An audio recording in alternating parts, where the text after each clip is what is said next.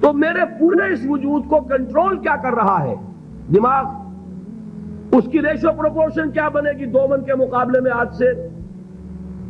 اسی طریقے پر آپ سمجھیے کہ انسانی معاشرے میں وہ برین ٹرسٹ جو ہے، انٹلیکچوئل مائنورٹی ہوتی بہت کم ہے لیکن بڑی اہم ہوتی ہے. جدھر کا ادھر رخ ہو جائے گا، جس طرف ان کا رخ ہو جائے گا ادھر معاشرہ خود بخود چل پڑتا ہے. یہ جو انٹلیکچوئل مائنورٹی ہے یہ واعظ سے کسی بات کو نہیں مانتی، واعظ سننے کو تیار نہیں. اس کا تقاضا کیا ہوتا ہے؟ عقل سے بات کرو، دلیل لاؤ، دلیل سے مانو، دلیل سے منواؤ، ہے کہ نہیں؟ بلکہ میں نے آپ کو بتایا تھا کہیں واعظ ہو رہا ہو تو مسکراتے رہتے ہیں، اول تو آئیں گے نہیں. کہیں پھنس گئے مجبوری کو تو زیر لب مسکراتے رہیں گے کہ یہ واعظ فرما رہے ہیں. بھائی کوئی عقل سے بات کرو، کوئی دلیل سے بات کرو. اب یہ کہہ دینا تو آسان ہے، فرائیڈ کا نظریہ بڑا گمراہ ہے، بہت غلط ہے. بھائی دلیل سے ثابت بھی کرو. یہ کہنا آسان ہے مارکس کا نظریہ کفر ہے، لیکن کچھ ثابت تو کرو، اس میں کیا خرابی ہے؟ یہ ہے اصل میں جو سب سے ٹاپ کے لیول کی تبلیغ ہے، وہ یہ ہے. دلیل سے، برہان سے، غلط نظریات کا عقلی دلائل سے ابطال.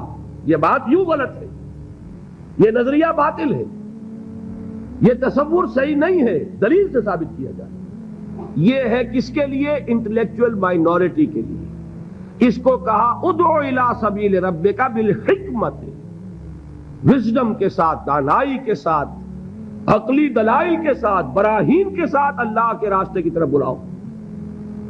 دوسرا لیول کیا ہے عوام الناس کا؟ وہ لیول ہے عام لوگ، ان کے ذہنوں میں کوئی خناس نہیں، کوئی غلط نظریہ نہیں.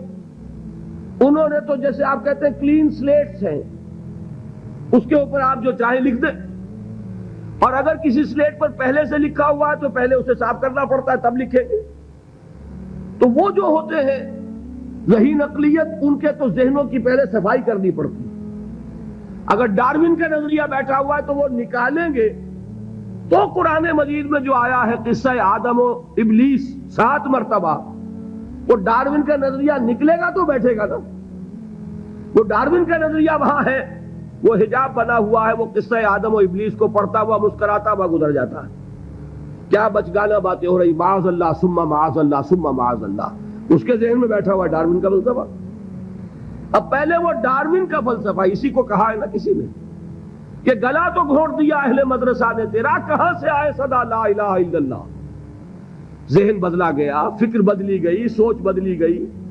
کہیں ڈارون ہے، کہیں فرائیڈ ہے، کہیں مارکس ہے، کہیں ایڈلر ہے، کہیں برٹرینڈ رسل ہے، کہیں سارترے ہے. یہ ذہنوں کے اندر تو یہ بیٹھے ہوئے ہیں. تو اب کہاں سے بات آئے؟ اسی کو کہا تھا اکبر الہ آبادی نے کہ غزالی اور رومی کی بھلا کون سنے گا، محفل میں چھڑا نغمہ اسپینسر و مل ہے. جان سٹورٹ مل، اس کا فلسفہ یہ ہے، اس نے یہ فرمایا ہے. جس کے دماغ میں یہ بیٹھا ہوا ہے وہ غزالی کی بات کہاں سنے گا، رومی کی بات اس کے پلے کہاں پڑے گی. تو اس کے لیے تو ہے وہ بڑا کٹھن کام، اور کٹھن کام ہونے ہی کی وجہ سے ہم کرتے نہیں.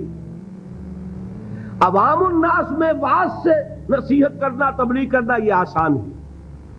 لہذا ہمارے ہاں اس وقت جو کام ہوتا ہے وہ اسی بنیاد پر ہوتا ہے، اسی لیول پر ہوتا ہے. واعظ ہے، نصیحت ہے، میں اس کی نفی نہیں کر رہا، عوام کے لیے وہی مفید ہے. عوام کو آپ خامخواہ فلسفے پہ پڑھانے بیٹھ جائے تو یہ بھی در حقیقت ان کے ساتھ ظلم ہوگا. کلم الناس علی قدر عقولہم، وہ کیا ہے؟ واعظ. اور واعظ جو ہے وہ کوئی گالی نہیں ہے، واعظ بہت ہی مفید شے، بشرطے کہ دماغ میں کوئی خناس نہ ہو، فطور نہ ہو، کوئی غلط نظریے بیٹھے ہوئے نہ ہو. تو از دل خیزد بر دل ریزد، دل سے بات نکلے گی اور دل میں جا لگے گی. صرف یہ ہے کہ عوام الناس ایک بات کے بارے میں جان لیجئے، بڑے حساس ہوتے ہیں. یہ تو چونکہ در حقیقت کوئی عقلی علمی بات نہیں ہوتی، یہ احساس ہوتا ہے.